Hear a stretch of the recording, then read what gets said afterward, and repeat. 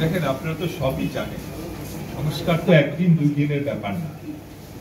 একটি দেশ চলে সংস্কারের উপর দিয়ে। আজকে যেটি কালকে সেটা পরিবর্তন হবে, সময় সবকিছু পরিবর্তন করে দেয়, যাকে আমরা সংস্কার বলি।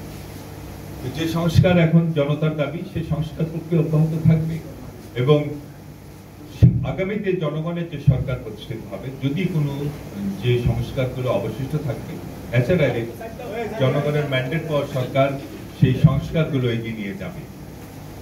আমাদের কাছে কেন জানি মাঝে মধ্যে মনে হচ্ছে যে কেউ কেউ সংস্কারের ধোঁয়া তুলে জাতীয় নির্বাচনকে ব্যাহত করতে চাচ্ছেন।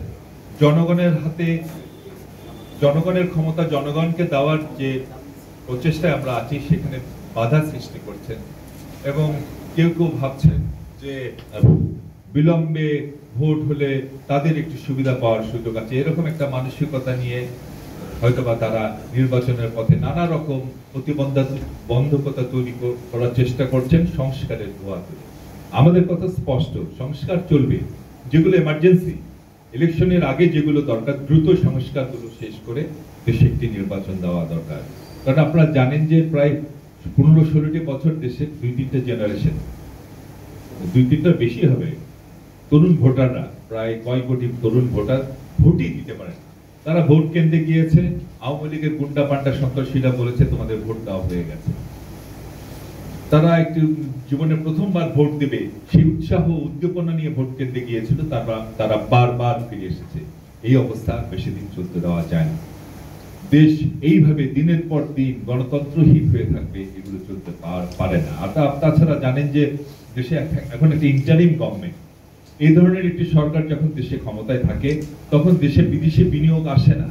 এমনকি দেশের ভিতরে যারা বিনিয়োগকারী যারা আছেন, যারা ব্যবসায়ী, তারাও কিন্তু বিনিয়োগ করেন না। ফলে দেশের অর্থনীতিতে একটু স্থবিরতা এসে যায়। সুতরাং যত দ্রুত জনগণের সরকার প্রতিষ্ঠা পাবে, দেশের অর্থনীতিতে গতি আসবে এবং মানুষের যে অসংখ্য সমস্যা, যেগুলো একটি ইন্টারিম গভর্নমেন্টের পক্ষে সমাধান করা সম্ভব না, সেই সমস্যাগুলোর সমাধান তখন হবে। বিশেষ করে আপনারা দেখেছেন যে আইন শৃঙ্খলা পরিস্থিতির মাঝে মধ্যে ডেটোরিয়েট করছে।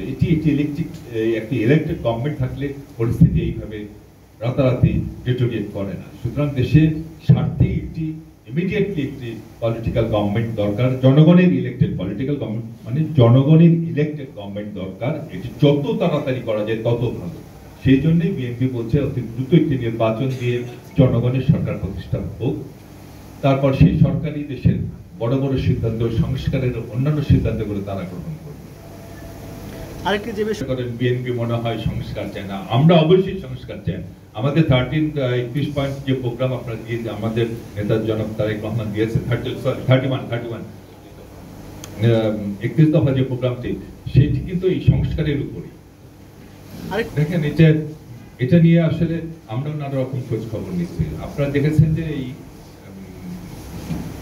বিএনপি বড় রাজনৈতিক দল, এই দলে এই বৃহৎ রাজনৈতিক দলে অনেক সময় অনেক অপশক্তি ঢুকে পড়ে, আবার অনেকে বিএনপির ভাবমূর্তি নষ্ট করবার জন্য নানা রকম ঘটনা ঘটায়। এই ঘটনাটি বাস্তব অর্থে কি, সেটা নিয়ে আমরা পরীক্ষা নিরীক্ষা করছি এবং আমরা খোঁজ খবর নিচ্ছি এবং ইতিমধ্যেই আমরা আমাদের কিছু নেতাকর্মীর নামে ব্যবস্থাও গ্রহণ করেছি। এবং এ পর্যন্ত সারা দেশে এই ধরনের যারা মিসক্রিয়েন্টস আছে আমাদের দলে নামে, যারা নানা রকম অপকর্ম করছে, যারা বেশিরভাগ ক্ষেত্রে দেখা গেছে এরা 5 তারিখের পর দলে ঢুকেছে, যাই হোক, যারা করছে তাদের বিরুদ্ধে কিন্তু আমরা বিন্দু মাত্র বিলম্ব করছি না, আমরা সাথে সাথে ব্যবস্থা নিচ্ছি। হ্যাঁ, বিএনপির উপর যদি দোষারোপ করতে পারেন কেউ কেউ, যদি আমরা এই সমস্ত মিসক্রিয়েন্ট দলের বিরুদ্ধে ব্যবস্থা গ্রহণ না করতাম, কিন্তু আপনারা দেখেছেন যে আমাদের অ্যাক্টিং চেয়ারম্যান সাহেব, তিনি এত সিনসিয়ার বিষয়টিতে, যখনই যে অভিযোগ আসছে, এমনও আছে যে এর মধ্যে কেউ কেউ হয়তো আমাদের দলের দুঃসময় ছিল, অনেকদিন লড়াই সংগ্রাম করেছে, কিন্তু একটা ভুল করে ফেলেছে, কিন্তু আমরা তাকে ন্যূনতম সুযোগ দিচ্ছি না, সাথে সাথে ব্যবস্থা গ্রহণ করেছি। গতকালকের যে ঘটনা, এই ঘটনা তো আমরা কি ভাষায় ধিক্কার জানাবো জানি না। আমরা আগেই বলেছি ব্যবস্থা গ্রহণ করেছি এবং যদি আরো ব্যবস্থা গ্রহণ করার প্রয়োজন হয় সবই আমরা গ্রহণ করবো। আমাদের এই ব্যাপারে আন্তরিকতার কোনো অভাব নেই। আমাদের দল এই ব্যাপারে খুব জিরো টলারেন্স, যে এত শহীদের রক্তের বিনিময়ে যে বিজয় অর্জিত হয়েছে, সে বিজয় কারো অপকর্মের কারণে ম্লান হোক তা আমরা কখনোই হতে দিব না। এটিকে কেন্দ্র করে দেখেন এখানে সামনে একটি নির্বাচনকে কেন্দ্র করে নানা রকম কাজকর্ম হচ্ছে। বিএনপিকে খাটো করবার জন্য কেউ কেউ চেষ্টা করছেন, কারো কানে হয়তো বলে দেওয়া হয়েছে বিএনপিকে ছোট করতে পারলে তোমাদের বিজয় হওয়ার একটা সম্ভাবনা আছে, অনেক কিছুই হচ্ছে।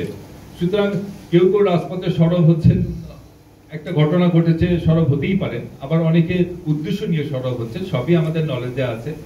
তো ঘটনাটা একটু খারাপ হয়েছে, সরব হলেও আমাদের কিছু করার নেই, অবশ্যই সরব হওয়া উচিত এই ধরনের ঘটনা যাতে ভবিষ্যতে আর না ঘটে।